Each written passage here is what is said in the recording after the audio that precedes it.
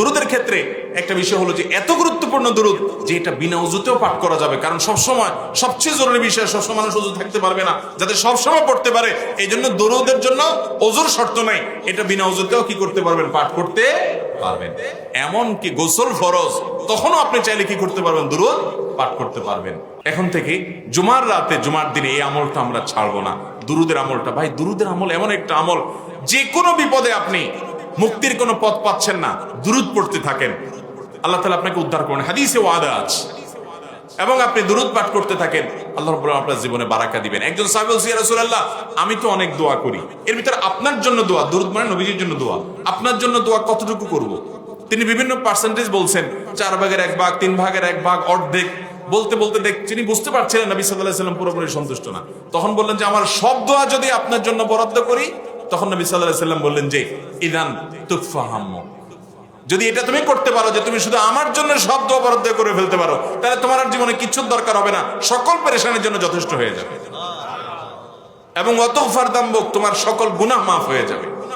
আর কি চাই ভাই? এই জন্য দুরুদ বেশি বেশি পাঠ করব। দুরুদ পাঠের শ্রেষ্ঠ সিজন এবং মৌসুম হলো এই বৃহস্পতিবার রাত এবং জুমার দিন। এটা হলো দুরুদ পাঠের সারা বছরের মধ্যে সবচাইতে বড় মৌসুম, গুরুত্বপূর্ণ মৌসুম। বেশি বেশি দুরুদ পড়বো তো শুক্রবার ইনশাআল্লাহ। উঠতে বসতে চলতে ফিরতে, এখন উঠতে বসতে চলতে ফিরতে আমাদের টাইমটা সব নিয়ে গেছে মোবাইলে, ফেসবুকে, ইউটিউবে। অবসর সময় 2 মিনিট পাইলেও মোবাইল হাতাহাতি করি, ওই টয়লেটে বসেও মোবাইল হাতাহাতি করি। ভাইরা আমার, আমাদের সময়গুলো সব ধ্বংস করে ফেলছে এই মোবাইলের নেশা এবং আসক্তি। মোবাইল ব্যবহার করেন, মোবাইল যেন আপনারা ব্যবহার না করেন। আপনি যেন অটো ডাইরেক্ট হয়ে না যান, দরকারে বেদরকারে সারাদিনই শুধু ঘাটেন, এই অভ্যাস যেন না। অবসর সময়গুলোতে দুরুদ পাঠ করবো তো ইনশাআল্লাহ শুক্রবারে, এটা এই সপ্তাহের গুরুত্বপূর্ণ আমল। দুরুদের ক্ষেত্রে একটা বিষয় হলো যে এত গুরুত্বপূর্ণ দুরুদ যে এটা বিনা উযুতেও পাঠ করা যাবে, কারণ সবসময় সবচেয়ে জরুরি বিষয়, সবসময় মানুষ উযু থাকতে পারবে না, যাতে সবসময় পড়তে পারে। এই জন্য দুরুদের জন্য ওযুর শর্ত নাই, এটা বিনা উযুতেও কি করতে পারবেন, পাঠ করতে পারবেন। এমন কি গোসল ফরজ, তখনও আপনি চাইলে কি করতে পারবেন, দুরুদ পাঠ করতে পারবেন। কোরআন তেলাওয়াত করতে পারবেন না, কিন্তু দুরুদ পাঠ করতে, সাধারণ জিকির দোয়া করতে পারবেন। এত জরুরি আমল এটা, সর্বাবস্থায় যেন মানুষ করতে পারে। এই জন্য এই আমলটাকে এত সহজ করে দেওয়া হয়েছে। দুরুদের মধ্যে আবার অনেক দুরুদ আছে, দুরুদে লাখি, দুরুদে তাজ, দুরুদে তুনাজ্জিনা, দুরুদে হাজারি, দুরুদে অমুক, দুরুদে তমুক, অনেক দুরুদ আছে না? এই দুরুদের একটাও নবী করিম সাল্লাল্লাহু আলাইহি সাল্লামের কোন হাদিস থেকে বর্ণিত না, এটা পড়লে এতবার পড়লে অমুকটা হবে, এটা পড়লে অত সওয়াব হবে।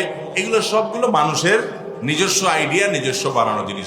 কোরআন হাদিসে বর্ণিত এগুলোর ভিতরে কোনটার কথা বলার ভিতরে যদি শিরকপূর্ণ কিছু না থাকে, তাহলে সেক্ষেত্রে এটা পাঠ করা যেতে পারে দুরুদ হিসাবে, বাস এতটুকু। কিন্তু এটার ফজিলত হাদিস দ্বারা প্রমাণিত নয়। আপনি সাধারণ সবচেয়ে শ্রেষ্ঠ দুরুদ পাঠ করতে চাইলে দুরুদ ইব্রাহিম, নামাজে যেটা পড়বেন, এটা নবীজি শিক্ষা দিয়েছেন। আর সবচেয়ে ছোট দুরুদ পারলে সাল্লাল্লাহু আলাইহি সাল্লাম পাঠ করবেন, বাস যথেষ্ট।